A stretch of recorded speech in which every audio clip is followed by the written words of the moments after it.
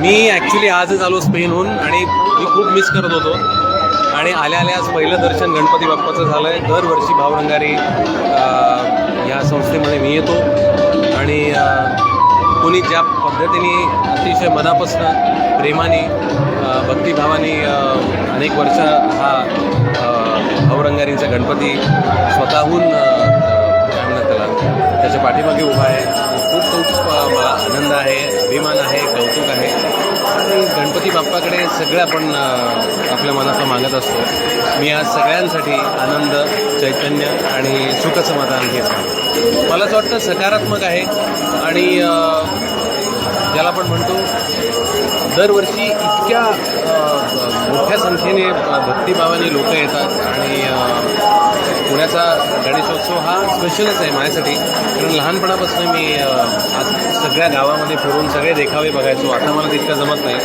पण खूप मनापासून आनंद होतो. सगळ्यात आवडता सण कोणता असेल तर हे सांगितलं ना आता लहानपणापासून सगळ्या मंडळांमध्ये जायचो.